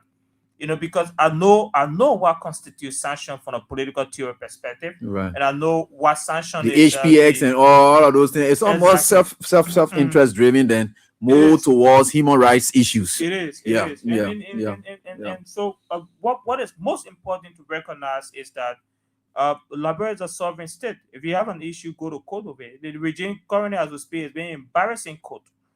With the Asin case, yeah. And now they're also being embarrassed with the case of Minister Toy. Now he engaged in them right now. They will manufacture whatever they can manufacture. They will all be time. Whether you incarcerate sedition should be bold or incarceration. This regime will end. The more they incarcerate sedition for speaking out, for being able to champion their own legacy and then the political accomplishment, the more Liberians will see the kind of CDC was one of the best things to happen in this country. Because trust me, let's look at democracy and rule of law. And there I was on Delta, that was where you just took me. When we think about democracy and rule of law, we think about President Weah as a specialist in case study. For the first time currently in our West African space, we are having something called increasing geopolitical coup. In fact, one of the research I'm very fascinated about pursuing is the rise in West African coups. That's something I'm very fascinated in pursuing for a PhD research, because democracy now is losing its value in West Africa.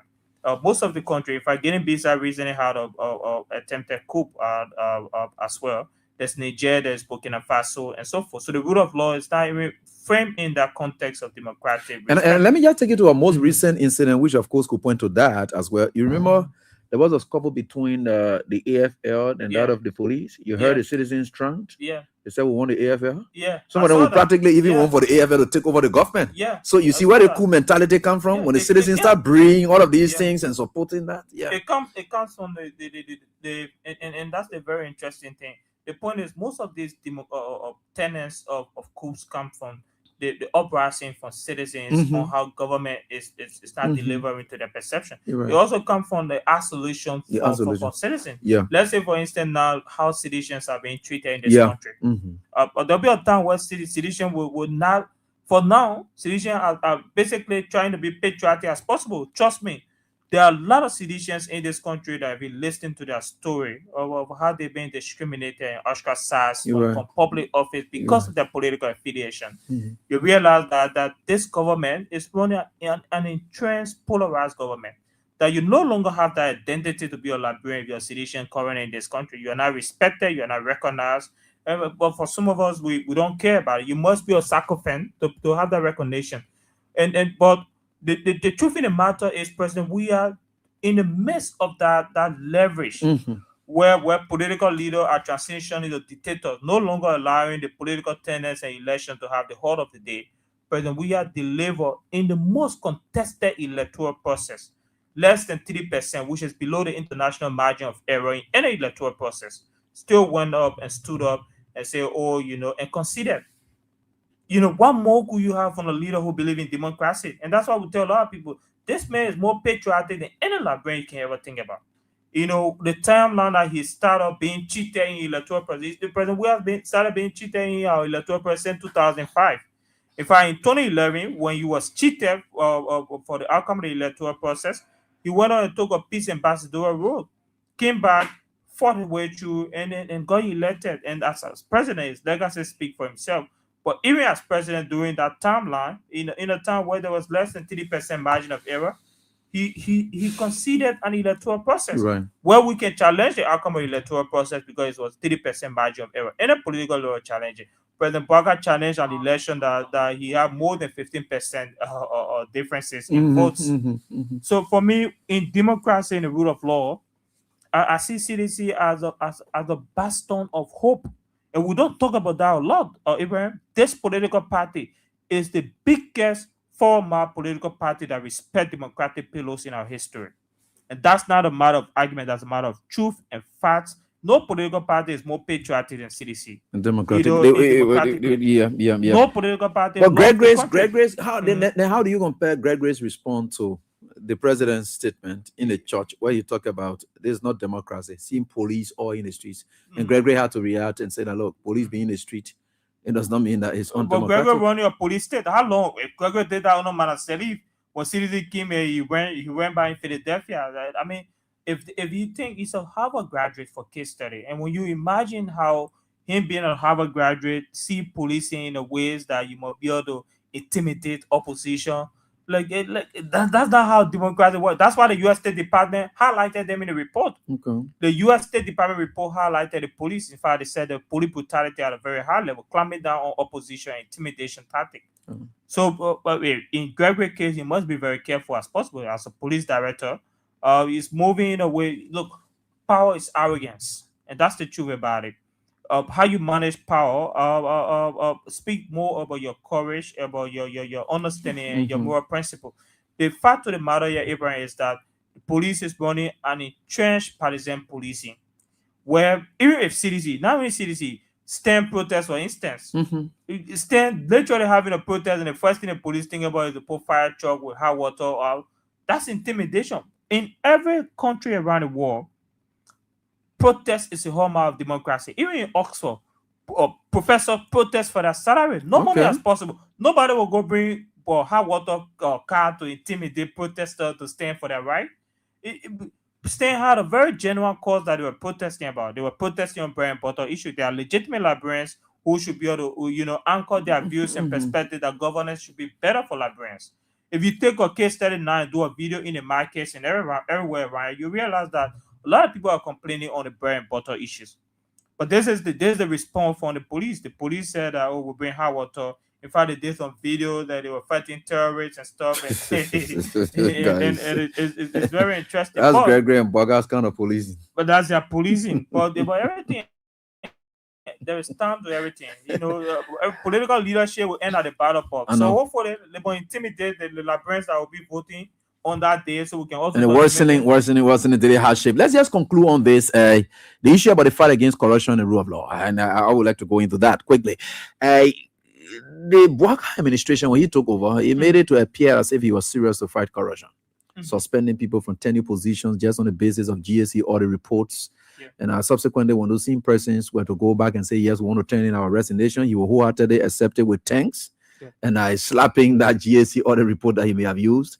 He came up with the issue about the office of the ombudsman with the sole intent of investigating past officials, their conduct and things. And that ombudsman is dead now. His own party challenge it is dead. The asset recovery, the FOIA project undermines the whole asset recovery campaign because each time you want to go after other people's assets, they point you to FOIA project. So I don't know. The issue about fight against corruption and so forth. What is the sincerity we can sense in it? The government legacy is also fighting against their own corruption. The truth is that, funny as it is, the FOIA project demonstrates that even the president himself need to be on the radar of the asset recovery and the LCC. And that's the reason why I don't waste my time with LCC and GSC. Can you imagine the LCC and GSC did not investigate the entire FOIA project? FOIA project came into revelation by whistleblowers. In fact, despite the fact that you have heavily armed officials at the FOIA project, EPS guarding a project, the president saying not well. So how does the president's personal security is leaving and being assigned project? Yeah, and he's not aware of it. And so who ruling the country then? If he said that the government is instituting $1 million projects, well, are you being involved? At this point in time, we still don't have the financing, the transparent financing understanding of the project. And the explanation they provided for that is that the project is on or security breach, so the finance cannot be displayed. So we're in the budget lab because according to the PFM Act and also the Constitution Bureau, any new institution that being created must pass through the legislature. So if you're creating a peace hub on an institution, say you're creating regional peace hub to be a complement MRU, why didn't you present a proposal to the legislature? The legislature is not even aware of that project in the first place. Then even the PFM Act also consolidated that we must have open accountability process on public funding. Whether you like it or not, that's the law. The law says public funding must be open and must be accessed and must be available to people, especially people who wants to ask tough questions. The government is saying, oh no, because of the security breach, we maintain the secrecy of the project and that and refuse to open it for. Then the other thing about it also is that the government is saying that the Rural Union as a treaty institution, they are creating a project for the MRU, which is very interesting because the MRU works as a treaty institution, which is a body institution between multiple countries. To institute a project of that nature, it must go through something in the MRU called the Interministerial Council. The Interministerial Council is a group of ministers from different areas that will decide on that. And then that project will be published, it will be launched before even you can start building in the first place. But the project is being constructed already. MRU is not aware of it. MRU don't have it on their website. Maybe they're just using the name, that's all. Maybe it's not for the institution, it's just using the institution's name. And that's why they're getting a deeper mess. because the government or president, we are in 2030, will investigate that. And people will be prosecuted for that. The truth is, this in itself is terrible. Even if we agree MRU is saying, because the government is saying they are saying that we are having a project because we think that we might create a peace hub or we will be funding the project, but it's on an MRU. So in a country where the bread and butter issue, people still struggling to have food to eat per day, you think building a luxurious project in 4 years is the government priority right now? So the government has no priorities in the first place because people are hungry. You are unemployed and you're using millions of dollars to build a construction project in 4 years. What? And funny as it is, most of the time the government PR mechanism think that we are very foolish. How will you tell me that the president is not building a project for retirement, and you choose 4 years, which is the closer to the president's hometown, or predominantly where he spent most of his time? They usually say, "Oh, the president is going was." He doesn't even go Yeah, he doesn't Wasonga. even He go only says Wasonga. that that's where he has a Yeah, family house. And he I mean live family in house. So he's now building everything. a personal property there now. Yeah. Yeah. So of all of the places in Liberia, the only place you choose is 4 years. And, people think we're stupid in the country, though. How do you justify that in the first place? So you choose 4 years, the only location to build a multi-billion-dollar project. All right. So, and I finally, is Nima getting the benefit of the dividends of their actions following the elections? Where are we? As a Liberian and a Nimba, I'm frustrated. I am frustrated. I think and the thing is that Nima County is being created only by the assumption that we have a symbolic vice president. Okay. But the truth is, sons of Nima do not find the dividend of what they supported. And then this is a matter of honesty as possible. Nima is one of the fastest progressive counties in Liberia. Economically, yeah. Economically, we are growing faster ventures and so forth. But the truth of the matter, Abraham, is that the satisfaction comes from the government thinking that, we gave Nima vice president, or the vice president for Nima, and that's it. But the funny thing is, even legislature members in Nima County are bearing that ambition because they don't want their personal views and evaluation of services that will come from Nima conflict with their relationship with the vice president. For instance, the Achala Meta issue for case study. Young came on and said, we'll change the process. But Achala Meta will be brought back to the book and stuff. And the voting process came out. I heard that he even went in the Bible for the voting process. He gave an excuse saying, I went in the Bible when they were voting. But this is the reality. The reality is that we still come back to that status quo. We can point to a lot of employment for Nimbanians in the current government. We can point to a lot of statutory opportunity for young Nimbanians in this government. Unlike we as administration? Yeah, unlike Nimba, yeah. Let's look at PYJ school, for instance. That school is at the verge of being dilapidated, abandoned because there's no constituted support to be able to, continue that legacy in the first place. And these are the issues. The county funding, for instance, to Nima County, there's been dispute over whether the realization of the county funding is actually going to the avenues that should be needed. I think under this government, there's been stagnated growth even in business development in Nima. Under President Weah, Nima was a case study for the emerging economy. Right. Everyone was admiring Nima. And this is why maybe if Koga and a few other Nima are having an issue, is because they're not seeing the benefit of having just a symbolic vice president for Nima in terms of what the country should have. And I'm saying this not because of partisan rhetoric, but on the fact that as an Nimane, I would say there's so much that we can be able to advocate for. And I think 2029 will be a defining moment because young people in Nima County are already speaking. I shared a video during the campaign or when Ido Conglo were running, where there were a group of Nimarians who were speaking about our legislation. You only come to us when there is campaign time. You can abandon all. You don't care about what school we go to. There's structural issue. And my hope and anticipation for the new cities in 2026 is to start engaging in rural areas.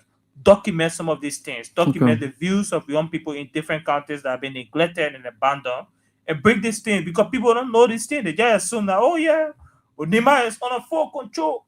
But the truth is that there's so much that we can be able to point to. I think what Lofa is getting from this government is what Nima anticipated to have gotten because Nima literally delivered the presidency for this government.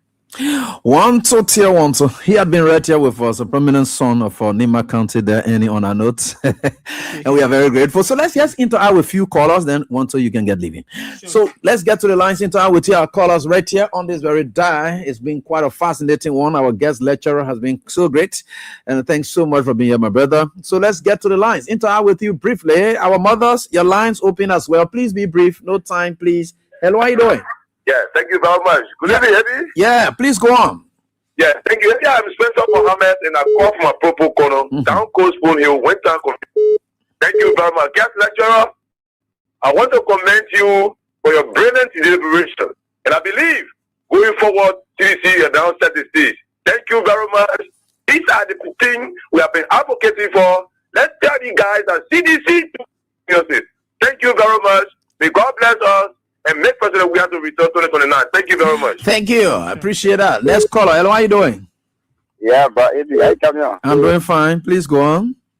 Yeah, this is one of the 1 million we have sent follower of Evan Gosling. Go ahead. Yeah, but if you thank you for your topic of discussion.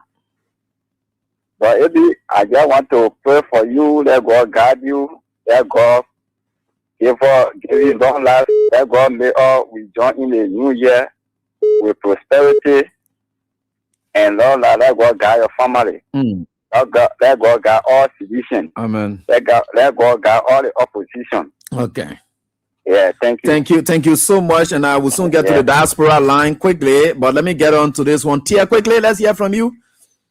Good evening, AB. Yeah. My name is J. Roland here. I joined you from Kakata Magiri County. Let me say thank you, Wanto, for providing information and education to the people of Liberia. You see, the guys from the Unity Party, they always love the Liberian people that they are the most educated people in Liberia. Look at the type of information that you are providing. You know, like you said, the CDC make a mistake. The mistake, this is what brought to the type of men that we are in today.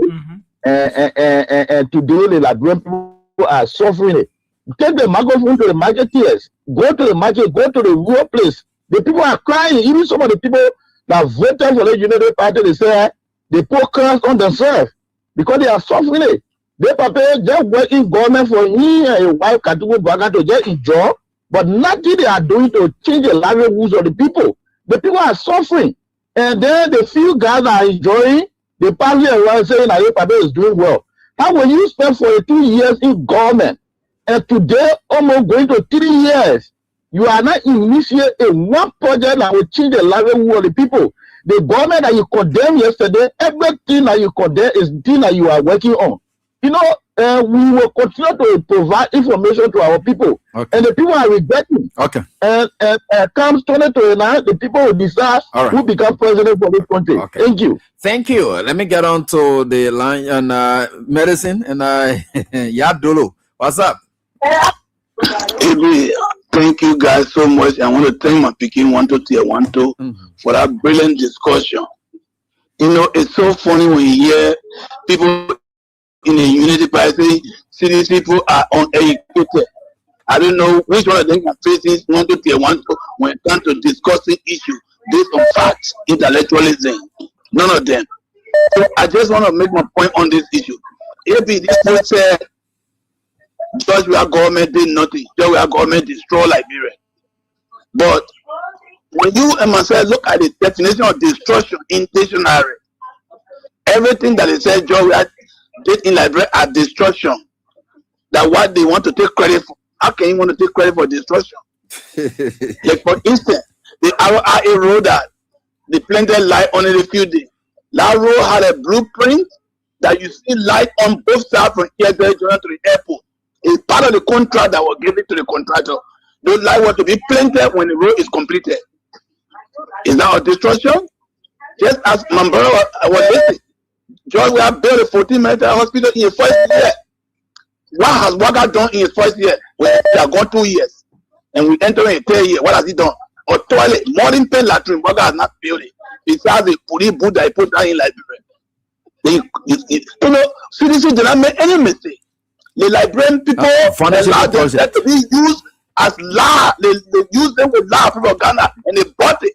Now what's coming up to where we are today? Citizens made no mistake. What citizens did are visible. Even a blind can see it. But if you close your eyes and so I tell you that, and so I look at white thing on the wall, it says black, and you bought it, then go to my own Nima country. The development we are carrying on in Nima country, from Ganta to complete pavement. From Ganta to Secretary were under construction. The Ganta Harbour Highway were under construction. Being contracted by the CDC government with funding from the African Development Bank. Fully approved and secure. They buy high school. And the list goes on. So if you look at it, you start them by bringing the kingdom and say, Joe, we are doing nothing in the country. And you have voted for Waka, you have bought it, and you live with it. Okay. Citizens made no mistake. But citizens are tangible, they are visible, they are facing today. Okay. Thank you, Medicine. We appreciate that. Musa, let's hear from you quickly from the diaspora, then we'll get on to the female lines. Hello, how are you doing? How you doing? Merry Christmas and a happy blessed New Year. Yeah, man, happy returns, bros. Yeah, maybe I've been for a long time from the time Spoon TV came on Spoon Show. I've never listened to Spoon Show, but it's because of Tier 1 2. Okay. His presentation, yes, made me when he on the show, I can listen when he's speaking. Mm-hmm. AB, when you want to be educated, go for education like you are, AB. Mm-hmm. One of the reason why Liberia are glued to you and call you to your life is because you are not presenting sentiment to the issue of Liberia. You are presenting reality, what the people were listening to, what is the reality on the ground. It is not about show boasting. And so the same thing that Tia is doing right now. My dream brother, hold on, continue. Look, we don't have to talk about educated people in CDC and the United Party. The United Party know that there are men in CDC. There are men in CDC that they can compare to. So thank you so much. Thank you for the job. Happy New Year, Brother Wanto, and Happy New Year to AB. God bless you, AB. Thank you, boss. Call me behind the scene, AB. Okay. AB, call me behind the scene. I will do. All right. All right. So somebody sends this text here, and I, of course, from the health sector, the president says here, up to now, no pay yet for over 55% of healthcare workers, AB. No single new ambulance bought for emergency transportation. Patients' families are paying $2,000 for transport. The moment you go, and then you pay for that. They said, it was free. No new ambulances were brought in Liberia. It's what we're using now. And tire, they are unable to buy. They are not able to buy tire. How is that? Repairs, no way. Ambulance leaking. How is the ambulance leaking? Go JFK to ambulance service. But dialysis, and just ask Avi. Monkeypox is here. No emergency fund for it. Almost 1 year. Wow. Volunteers 2 years now, no pay. Transportation, no way. This person works within the health sector. Wow. Too terrible. Let me get on to this one right here. Hello, how are you doing?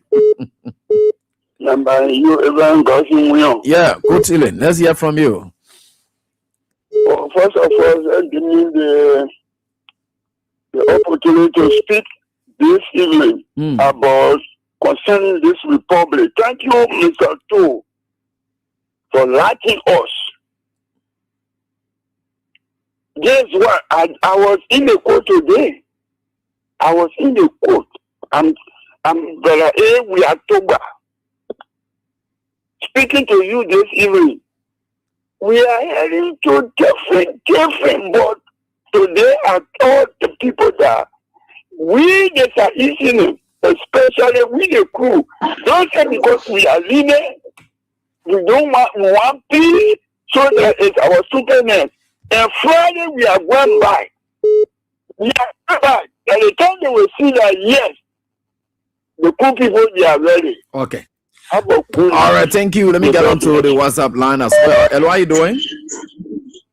Good evening, Ibrahim Gossam. We are into our brother in studio, Wanto. And to the Liberian people, this is Joseph Colley. Look, man, Wanto, God bless you, brother. You are one of the brilliant young men coming up.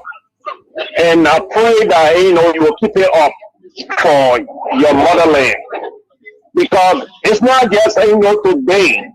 I saw you on so many occasions. I don't watch them like that. Your deliberation. I was looking at those grown guys, oh man, their analysis. And I was like, really? Look at the young man. And it's not about party line. What is he saying? Highly informative and highly educational that our people can listen to. But we have our men, or I know you're calling VP, and the other men you call what your name, or Bala, or what kind of name, your counselor. I listen to them. I said, what happened to these guys' brain, man? Why are they going on the education, everything that they are learning? And if that particular day, I really wanted to call on the show to have school Take that platform and let any other person listen to it and look at their deliberation. This young man is dominating, saying something reasonable that you can listen to. But unfortunately, that's the case we find ourselves in. And, people just go and say whatever they want to be. They don't care about the nation and the law for the nation. But God bless you, brother. Keep it up, man. You are doing well. All right, thank you. Let me get on to the next. Right here, quickly. Let's hear from you. We got just 2 more minutes. Hello. Thank you for having me, Teacher Lai. Good evening. Good evening, boss. Let's hear from you, please. Thank you. Let me say good evening to my country brother, Wanto. Teacher Lai, I'm calling you from 37 to be precise, Bam City. Okay, Bam City. So, yeah, thank you. So, our brother already make it clear, Teacher Lai. I want to thank you for the deliberation. Teacher Lai, it's so saddened today. Yesterday, we saw about VP telling the La Branch people, the business community of Ghana, that he will talk to the president to infect into, business sector. We come close to 3 years now. Today, VP is making the kind of a statement, Teacher Lai. Oh, yeah, they say he just called business community people on his farm. Yeah. Yeah. Okay. The very day he came, he called all of the people. If you get up outside the region of farm, you look at each money teacher, he start giving us 7,000 liberty Teacher Lai. After all the one CDC has, so yeah, is it what the mental people will benefit from you as a personal individual? Like my brother wanted just state it. How many benefits coming to Nima? How many youth that you're more in the mind today? PYG legacy is dying. The universities were built on citizen-led government. It should be there to deliver the people of Nima. You have one speaker that making $1.2 million. The entire budget for Nima County is equivalent to the speaker's budget. Then you come and you want to say they want to invest in the sector. It's so sad. That's why we are continue to live in the corridor. We keep speaking on this, Teacher Lai. But I'm glad people that want to know they're on the other side to make our other people and brother them to understand. Thank you so much, Teacher Lai. Let me say thank you. All right, thank you, my brother, for your contribution. We appreciate that. I know it's all about just support recommendations and so forth. I mean, it's really a great pleasure. I think we need to do more. Yeah, sure. You're 100% right. Because this was a very electrifying show. I actually admired it, and I was reading the comment section. I think our people need this kind of voices. They need to they need to have that sort of, because if they're on social media, all they see is just the Western but CDC. And our goal is to inspire them. And then I said, if there's one thing we need towards 2029 is to inspire our voting constituents. Because if we have our partisans electrifying, have a reason to have a protest vote in 2029. Even you cheat to the last extent, you can't win the election. No, and that's what we need to inspire. A protest vote 2029. This is what we need from CDC. It's really been a great pleasure. I appreciate all of the kind words, and Teacher Lai, thank you for giving me the chance.